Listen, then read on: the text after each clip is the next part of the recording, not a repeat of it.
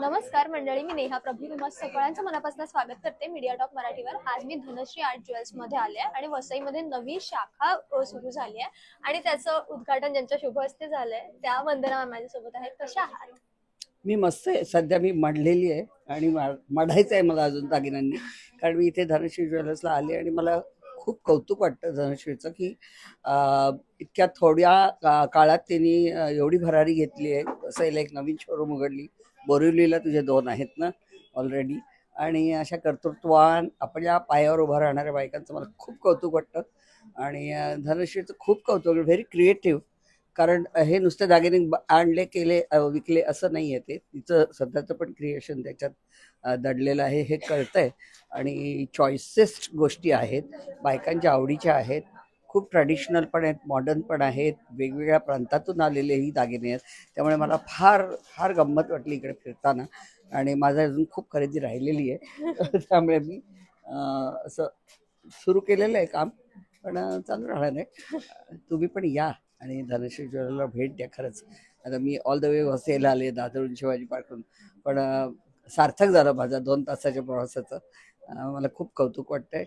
खूप वेगवेगळी ज्वेलरी बघायला मिळाली आणि अजून संशोधन चालू आहे. खूप खरेदी करायची आहे. तुम्ही पण अशाच आता दिवाळीच्या वेळेला आणि गणपती दिवाळी सगळेच आले. ऍक्च्युली गणपतीची पण तुला ज्वेलरी ठेवता येईल ना. हा, त्यामुळे फार योग्य सीझन मध्ये तिने याचं उद्घाटन केलं आणि ते माझ्या हस्ते झाले. त्यामुळे माझ्या खूप शुभेच्छा धनश्रीला, आणि अशीच भरभराट तिची हो. या सगळ्या तिच्या मदतीला आलेल्या सख्या पण इतक्या छान आहेत की ते मॅडम तुम्हाला हे छान दिसेल ना, ते छान दिसलं, अहो घाल थांबा मी करते, असं करून त्या सगळ्या अगदी गुड सेल्स गर्ल्स निवडलेल्या आहेत तिने. त्यामुळे मला फार आनंद झाला इथे येऊन, आणि जरा आणखी आधी भेट झाली असती तर बरं झालं असतं असं वाटतं. आता मी काही रिटायरमेंटला आलेलं नाही आहे, पण मला हाऊस आहे दांडगी वेगवेगळे दागिने घालायची, आणि सतत साडी नेसली की दागिने काढायचे आणि घालायचे. त्यामुळे फार आवडलं मला आणि माझ्या बजेटमध्ये बसणार आहे. खरं तर खरी ज्वेलरी घ्यायच्या मागे लागूच नाही सध्या, हे असंच घ्यावं जे सुंदर पण आहे, सुबक आहे, परवडणारं आहे आणि उत्तम क्वालिटीचं आहे. त्यामुळे all the best to you Dhanashree. तुम्ही ना असं लक्ष्मीच्या पावलांनी आलात ना तसं वाटलं, आणि ज्या पद्धतीने तुम्ही म्हटला होतात ना मगाशी, आणि आता सुद्धा पुतळी हार काय नथ काय तुम्ही आवर्जून मागून नथ वगैरे आणि छान, तर ते ना जवळपास एखादी लक्ष्मी येते आणि धनश्रीच आहे आणि आता धनलाभ होणार आहे असा एक फील साधारण आम्हाला इथे आला. काही काही दुकानं अशी असतात ना की असं वाटतं की अख्खं दुकान उचलावं आणि आपल्या घरी घेऊन जावं, तसं साधारण फील येतोय का अगदी. मी मगाशी आल्याच म्हटलं की बापरे आता काय ते, म्हणजे मला कळलंच की माझं काही खरं नाही आज. आज कितीही वेळा प्रेमात पडू शकतो आपण असे दागिने. बरं, दागिने म्हणजे मी पहिल्यांदाच बघितलंय ना प्रेस रिपोर्टर असे दागिने वगैरे घालून, कारण ते अशा बसलेल्या असतात जीन्स घालून येतात, काय काय करतात. कारण हे धनश्री ज्वेल्सचे आहे म्हणून मी आग्रहाने घालून आले, म्हटलं की आज यांना हाच मुहूर्त आहे. आज छान दिसत. थँक्यू. मला सुद्धा तुमच्यासारखी नटण्याची आवड आहे आणि आपण आज नटण्यासाठी खास इथे आलोय. तर असा एखादा दागिना असतो ना आपला की कुठलीही साडी घ्या, कुठलाही लुक करा, तोच दागिना, जसं चिंचपेटी असेल किंवा म्हणतो तन्मणी असेल, मी सतत तोच उचलते. तसं तुमचं कुठला आहे? माझ्या तन्मणी माझ्याकडे नव्हता, त्यामुळे माझ्या नवऱ्याने मागच्याच वर्षी मला गिफ्ट दिली तन्मणीची. पण इथे तन्मणीचे इतके वेगवेगळे प्रकार दिसत आहेत, त्याचं खोड सुद्धा फार वेगवेगळे आहेत आणि परवडणारे पण आहेत. त्यामुळे मी अजून 2-3 घेऊन जाईन. आणि मॉडर्न पद्धतीचे पण त्यांनी खूपच आहे. आणि आता तुला सांगू, मॉडर्न ड्रेसवरती ट्रेडिशनल घालणं ही फॅशन आली आहे पुन्हा, आणि खूप छान दिसते ते. फार छान. म्हणजे तुम्ही दागिन्यांनाही महत्व देता, ट्रेडिशनलाही महत्व देता आणि मॉडर्न कपडेही घालताय. सो एक वेगळंच रूप दिसतं तरुणांमध्ये. फार छान दिसतात मुली. मला हे स्पेशली मला सईनी शिकवलं होतं, सई तामणकर. म्हटलं अगं हे काय घातलं, अगं आता फॅशन आहे. म्हणजे मी फॅशनच्या मागे होते फार, पण तिने मला सांगितलं की अगं अशी फॅशन आहे आता. तिने जीन्स घातले होते, काहीतरी असं मॉडर्न टॉप होता आणि त्याच्यावर ज्वेलरी जुनी घातली होती तिच्या आईची. त्यामुळे मला फारच आवडलं ते. म्हटलं फार छान आहे. आपल्याला जीन्सवरती सुद्धा घालता येतील ट्रॅडिशनल दागिने. त्यामुळे आणि असे दागिने ते इथे खूप आहेत. बरं, तुम्ही कुठल्या दागिन्यामध्ये जास्त रमता? म्हणजे बघा ना, आपले पारंपरिक, जसं की मगाशी मी ऐकलं चुकून की जोंधळे मणिगुंड तुम्हाला खूप फार खूप आवडतात, आवडतात. किंवा गादी ठुशी असते आपली, जी साधी ठुशी असेल ती असेल, किंवा कुंदन वगैरे, तर अशा किंवा मोत्याचेच असतील, तर तुम्ही कुठे रमता? की मला ना कुठे गेले तरी नजर यावरच फार पडते, किंवा मोत्यावर भांड्यात. जास्त पडते हा? माझी. हा मी भडक चमकदार दागिन्यांपेक्षा मला असे थोडेसे म्हणजे ते म्हणतात ना, जुना फील असतो तो, अँटिक पॉलिश मला जास्त आवडतं. त्यामुळे मी त्या दागिन्यांकडे जास्त वळते. आणि मला ऑक्सिडाइज ज्वेलरी पण खूप आवडते. ती सगळ्या त्या पद्धतीने ज्या साड्या नेसते त्यावेळी मी खूप ऑक्सिडाइज ज्वेलरी वापरते. तर तू अजून ठेवलेली नाहीस का ऑक्सिडाइज? हा पण ठेवच, कारण हल्ली खूप आलं आहे त्याचं, परत पेव फुटलंय अगदी. आणि खूप छान त्याच्यात पण व्हरायटी येते. सो सगळ्या पद्धतीचे दागिना कुठलेही. मला असे पण खूप आवडतात. हे या पद्धतीचे कुंदन हा, ज्वेलरी, कुंदनच कुंदन म्हणतात आणि बहुधा याला. फार आवडतं मला. सुंदर आहे. तर दागिने वारसा पुढे नेणारी गोष्ट असते. म्हणजे आपल्याकडे ना आईपासून, आजीकडून किंवा पणजीपासूनचे असतात, किंवा आपण आपल्या पुढे जाऊन सुनांना, मुलीला, नातवंडांना असे दागिने पास करत जातो. तसं तुमच्याकडे एखादा पिढीचा दागिना आलाय का? खूप आलंय, खूप हो का? दागिने आलेत एखाद माझ्याकडे. दुसरं कुठले आहेत असे सांगू आणि शकता का? आता काय झालंय, माझ्या आमच्याकडे सगळ्या म्हणजे गुप्ते माझ्या मिस्टरांना एक भाऊ आणि एक बहीण, पण सगळ्यांकडे मुली झाल्या आहेत.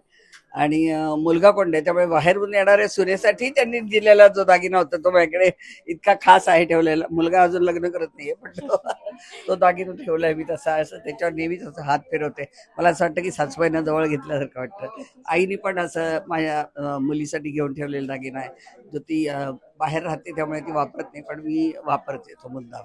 सो आपल्याला त्यांची परत आठवण येते, आणि त्यांची माया, ओढ ही त्या दागिन्याच्या फील मधूनच कळतं.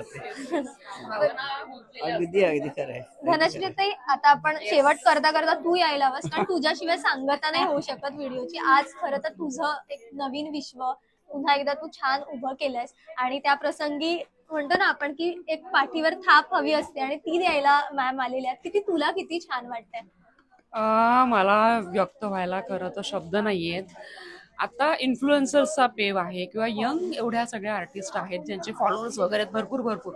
परंतु तुम्ही जर पाहिलं असेल तर माझ्या दोन्ही ब्रँचेसचं उद्घाटन जे आहे ते सिनियर जे कलाकार आहेत, अभिनेते आहेत, त्यांनीच केलं. आणि वंदना मॅडम येणार म्हटल्यानंतर तू त्यांनाच विचार, आय वॉज सो एक्सायटेड. त्यांनी एका शब्दावरती त्या लगेच तयार झाल्या आणि त्या आल्या.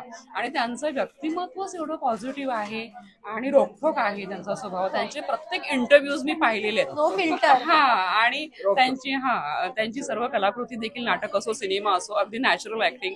मी प्रचंड मोठी त्यांची फॅन आहे. आणि त्यांच्या हस्ते जर धनुष्य आर्ट ज्वेल्सचं ओपनिंग होतंय, त्यासारखा माझ्यासाठी आनंदाचा क्षण. बाईपण भारी जेव्हा जेव्हा रिलीज झाला ना, तेव्हा मी माझ्या लेकीला 5 वारी शिवून हवी होती. तिकडे राहते ते अॅम्स्टरडॅमला. तर लग्नाला जायचं होतं. मला म्हणाले की तुझ्या साड्या 2-3 मला शिवून दे. तर मी त्या दुकानात गेले तर ती म्हणाली थांबा थांबा थांबा. म्हटलं का, काय झालं? नाही नाही, मला तुम्हाला दिवा उतरायचा आहे. म्हटलं अगं का? तर म्हण नाही हो, तुमच्या बाईपण भारी देवामुळे मी 7 दिवसात 700 साड्या बायकांना म्हणे शिवून दिल्या. आणि त्यांना मग सगळं दागिने पण तसेच हवे होते. मग ते कुठे मिळतील काय, त्याचे मी सेट तयार केले आणि विकले. म्हणे लक्ष्मी तुमच्या रूपाने आमच्या दुकानात झाली. म्हटलं हे बघ, मी जुनी साडी घेऊन आले, ती शिवायची म्हणून मी आले. पण ते पूजानी माझी पूजा केली शेवटी. आणि असं प्रेम आणि कौतुक लोकांचं मिळतं. पण त्या सिनेमाने खूप बायकांना पुन्हा एकदा आपल्या कल्चरकडे ओढलं, आपल्या कुटुंबाकडे ओढलं. आणि त्यांना जे करायचं होतं ते उत्स्फूर्तपणे करायला मिळालं. त्यांनीच सिनेमा चालवला बायकांनी. त्यामुळे केदार शिंदे आमचं म्हणायचं की बाई घर चालवू शकते तर सिनेमा का नाही. तिने ठरवलं सिनेमा चालवायचा, त्यामुळे हा सिनेमा जोरदार चालला. 100 कोटीच्या घरात गेला. डिझाईन देखील इतकं सुंदर केलेलं होतं. इव्हन आम्हालाही धनुष्य आर्ट मध्ये देखील बाईपण भारीचे इतका विचार करून तिने त्याचं कॉस्ट्युम्स आणि ज्वेलरी केली होती तयार सगळा. त्यामुळे त्याचा फायदा आम्हालाही झाला, व्यवसायालाही झाला, सिनेमालाही झाला, आणि अशा व्यवसाय करणाऱ्या कर्तृत्ववान बायकांनाही झाला. त्यामुळे मला फार फार आनंद झाला की एक वेगळीच चळवळ उभी राहिली त्या निमित्ताने. आणि आपण स्त्रिया म्हणून आता काही ना काहीतरी नवीन नवीन एक्सपिरियन्स करतो, तसंच तू आता केलेलं आहेस. हे छान नवीन पाऊल, तुला खूप साऱ्या शुभेच्छा आहेत ताई. आणि मला असं वाटतं की फक्त वसईच नाही, वेगवेगळ्या ठिकाणी आम्हाला यायला आवडेल आणि आम्ही आवर्जून शुभेच्छा द्यायला येऊ इथे.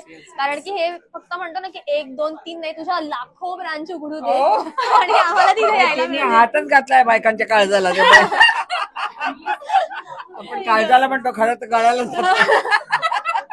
त्यामुळे बायकांच्या जिव्हाळ्याचा विषय आहे हा. हो. त्यामुळे काही आणि त्याला तुम्ही मान- म्हणून न संपणारा असा विषय आहे. आणि सुंदर आहेत, सुबक आहेत आणि छान योग्य प्रमाणात त्याचे दर पण आहेत. त्यामुळे ते आणि खऱ्याच्या जवळ जाणार आहे. आणि आता त्याचीच दुनिया आहे.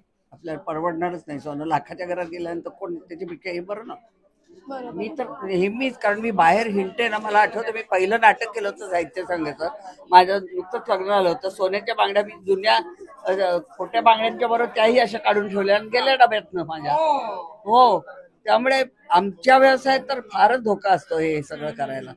त्यामुळे खोटी दागिने आम्ही जवळ करतो. बरोबर. आणि ते मिरवायलाही मजा येते आणि त्याच्यावर भाव खायला निर्धार तर. पण तुम्हाला वापरता येत. जा ते लॉकर मध्ये टाका, ते उघडा. आपल्या घरच्या ड्रॉमध्ये ठेवले, व्यवस्थित त्याचं पालन पोषण केलं, उत्तम उत्तम. त्यामुळे तू छान व्यवसाय सुरू केलाय आणि तुला अगदी योग्य मिळतच आहे, मिळेलच असं. Thank you so much. खूप छान वाटलं अजून 10 दोघींशी branches बोलून. होतील. हो. Thank you. Thank you. Thank you. Thank you bye. Ma'am.